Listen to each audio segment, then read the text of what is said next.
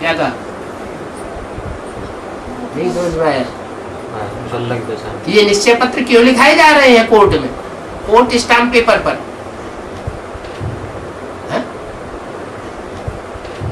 इसलिए लिखाए जा रहे हैं कि कोई अभी तो मान जाता है कि हमें निश्चय बुद्धि बन चुके, मान लिया ऊंची तो ऊंच है, और कल जाके इनकार कर दे, कहे कि हम ही भगवान हैं।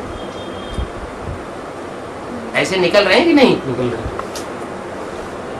पहले तो नहीं लिखाते थे, यज्ञ के आदि में खून से लिखवाते थे, वो खून से लिखने वाले भी हाँ हो गए। तो बोला जो पावन राजाएं होते हैं, उन पावन राजाओं महाराजाओं की पतित महाराजाएं जाकर के पूजा करते हैं, उनके सामने माथा झुकाते हैं। तो जो माथा झुकाने वाला हो, अभी तो माथा झुका जाए, फिर बाद में कहे कि तुम हमारा माथा झुकाओ आके, पहले तो हम ऐसे ही चले गए थे तुम्हारे सामने माथा झुकाने के लिए, तो कोई मानेगा क्या? है? नहीं मानेगा। अगर मानेगा भी तो वो ही मानेगा जो कन्वर्ट हुआ। क्या?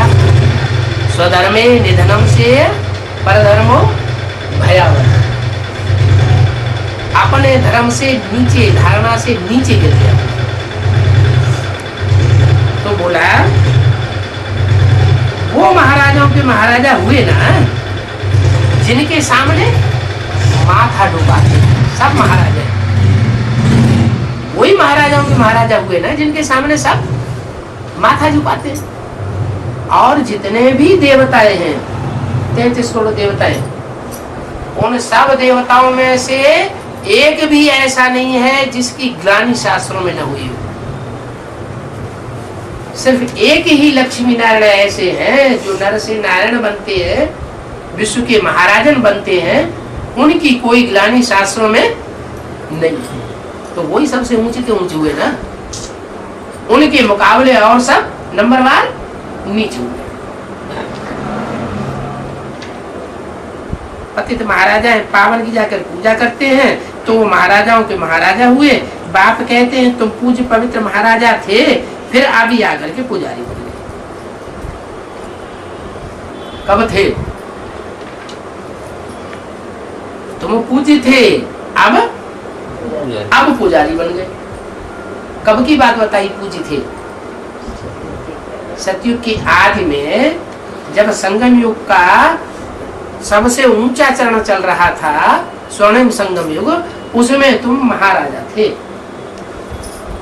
अभी पुजारी बन गए। जो पूज्य होकर गिरते हैं वो ही पूजा करते हैं। क्या? पावन की पूजा करते हैं, पतित की कोई पूजा नहीं करते हैं। अब तुमको पता पड़ा हम पावन महाराजाएं थे। क्या कहा? जिसको पता पड़ जाए अपने स्वरूप का, जैसे पहले राजाएं होते थे,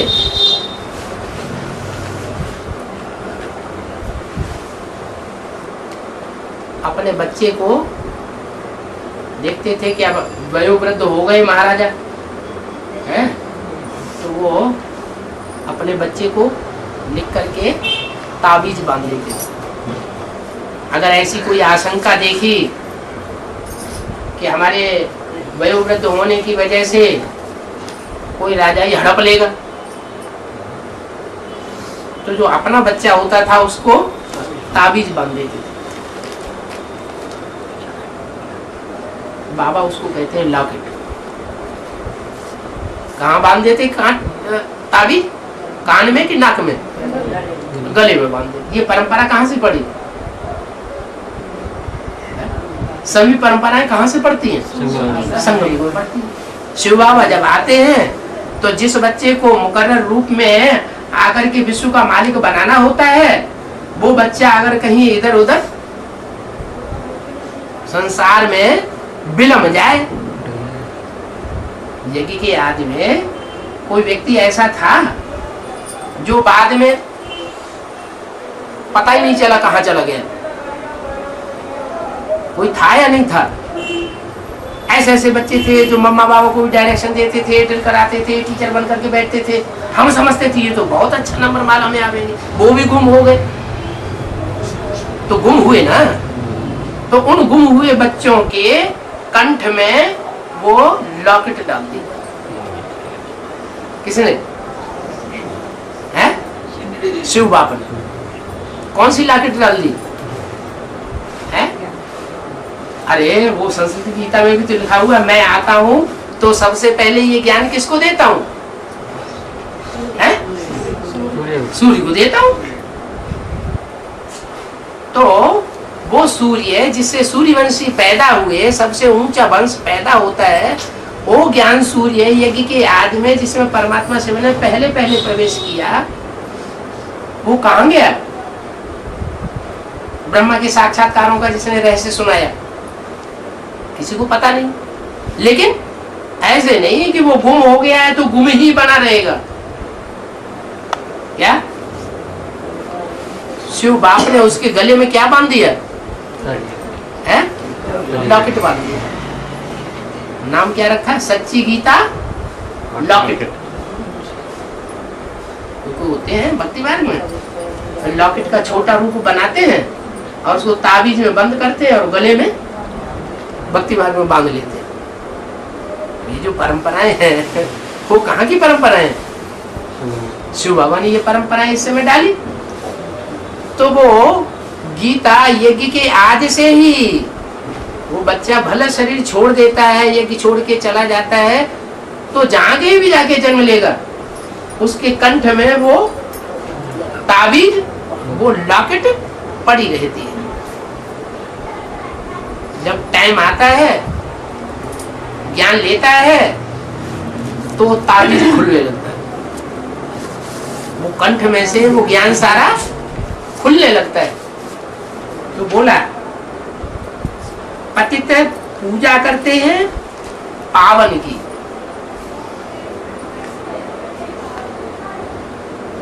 पावन और पतित। अभी बाप याद दिलाते हैं, तुम बच्चे ही पहले महाराजा थे, पावन थे, अब तुमको पता पड़ा है। पहले तुमको पता नहीं था, अब तुमको पता पड़ा है कि हम पावन महाराजा थे।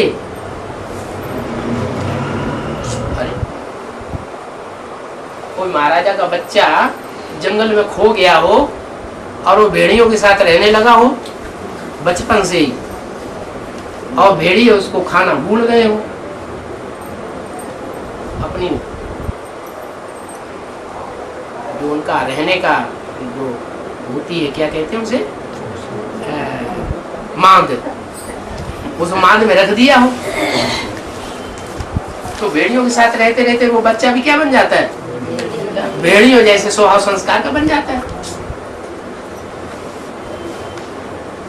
फिर उसको संग में लाया जाए, मनुष्यों के संग में, और उसको पढ़ाई जाए और बताया जाए ये गले में जो ताबीज है इसमें देखो क्या लिखा है, ये लिखा है कि तो महाराजा के बच्चे हैं। तो उसको नशा चढ़ेगा कि नहीं? उसको पक्का प्रूफ मिल गया ना, तो उसको नशा चढ़ जाएगा। फिर उसकी एक्ट सारी एक्ट बदलने लग पड़ेगी। तो बोला अभी तुमको पता पड़ा है हम पावन महाराजा थे, फिर अब पतित बन गए। अब पतित बन गए हैं तो दूसरों के सामने माथा टेकते फिर रहे। अगर पावन महाराजा थे ये स्मृति आ जाए तो वो किसी के सामने माथा क्या किसी के सामने माथा नहीं टेकेगा।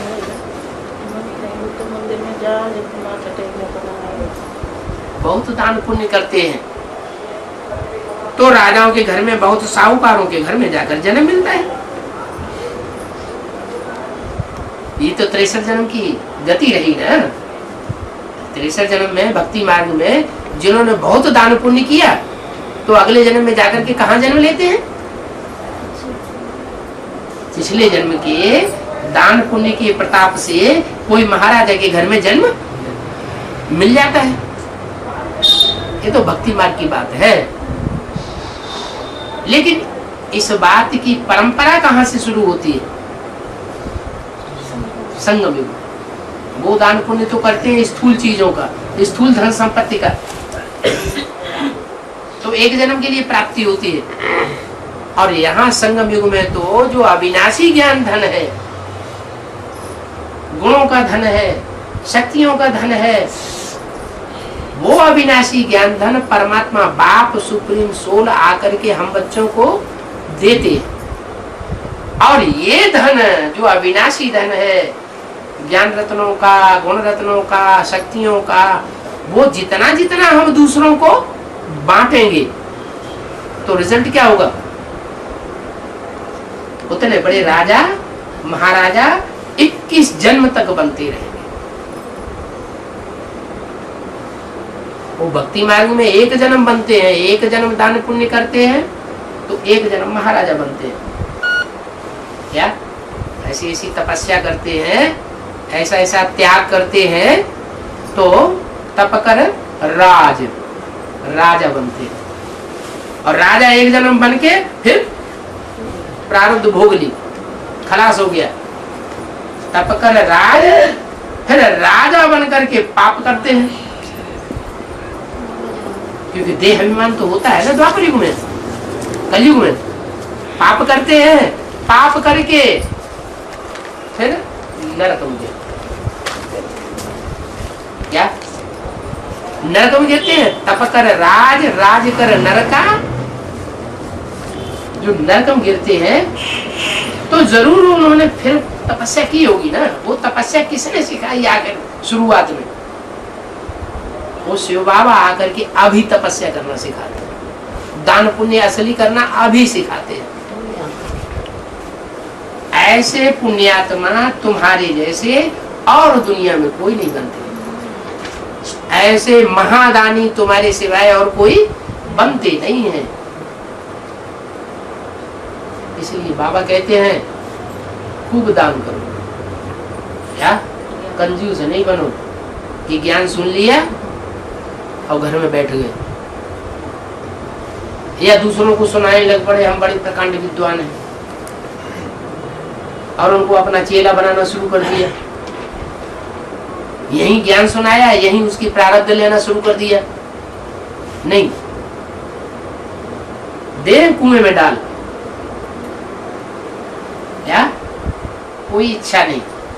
इच्छा मात्रम अविद्या। क्यों? कि जो दिया वो अपना थोड़ा ही दिया। किसका दिया? शिव बाबा ने दिया, और वो ही हमने दूसरे को दिया। हमने दिया, उसका उजूरा हमको मिल जाता है, तो उसमें अहंकार किस बात का? बोला जो दान पुण्य करते हैं राजाओं के घर में जन्म लेते हैं, बहुत साहूकारों के घर में जाकर के जन्म ले लेते हैं। कम दान पुण्य किया होगा तो साहूकारों के घर में जन्म मिलेगा। मिला बहुत कुछ माँ बाप से, लेकिन दिया कुछ नहीं किसी को, तो अगले जन्म में फिर गरीब बनेंगे, साहूकार बनेंगे, फिर गरीब बनेंगे। तो बोला तुम अविनाशी ज्ञान रत्न दान करते हो, वो तो भक्ति मार्ग में विनाशी ज्ञान धन, वो विनाशी धन दान करते हैं, तब राजा बनते हैं। और तुम अविनाशी ज्ञान रत्न दान करते हो तो महाराजा महारानी बनते हो, और वो भी नरक में नहीं बनते हो। कहाँ बनते हो? है तो ऊंचे धाम में बनते हो, स्वर्ग धाम में तुम जाकर के महाराजा बनते हो। भक्ति मार्ग और ज्ञान मार्ग में देखो कितना फर्क है। वहां पुरुषार्थ करते हैं तो एक जन्म में बनते हैं। भक्ति मार्ग में पढ़ाई पढ़ते हैं तो एक जन्म में बैरिस्टर बनते हैं, डॉक्टर बनते हैं, वकील बनते हैं। और यहाँ एक जन्म हम भगवान की रहबरी में पढ़ाई पढ़ते हैं और अनेक जन्म की प्रारब्ध प्राप्त। कितना अंतर हो गया उस पढ़ाई में, जो मनुष्यों की पढ़ाई होती है और भगवान आकर के जो पढ़ाई पढ़ाता है उसमें कितना प्राप्ति का फर्क हो जाता है। आप समझाते हैं, मैं तुम बच्चों को महाराजा का महाराजा बनाता हूँ। क्या कहा? अभी तक कहीं क्या सुना होगा मुरली में, राजाओं का राजा महाराजा बनाता हूँ। अभी क्या बोला? मैं तुमको महाराजाओं का भी महाराजा बनाता हूँ। मनुष्य तो कह नहीं सकते ये बात। वो ये बात कैसे कहेंगे? क्या कि मैं तुमको महाराजाओं का भी महाराजा बनाता हूँ? क्यों नहीं कह सकते मनुष्य? है? अरे वो खुद ही महाराजा नहीं है। इस आखिरी जन्म में तो सब आकर के सब प्रजा बन गए। कोई राजा महाराजा देखने में आ रहे हैं? रावण राज्य ऐसा फैलता है कि सारी दुनिया को आधीन करके बैठता है। राजा महाराजा क्या बनाएगा? बाप आकर के राजा महाराजा बनाते हैं। राजा महाराजा होते हैं स्वाधीन। और इस दुनिया में सब मनुष्य बन गए पराधीन, दूसरों के अधीन बन गए ना। तो जो पराधीन है उसको राजा कहेंगे? राजा किसी के अधीन होता है क्या? ये स्वाधीनता का पाठ बाप ने आकर के पढ़ाया, जो अल्लाह कहा जाता है।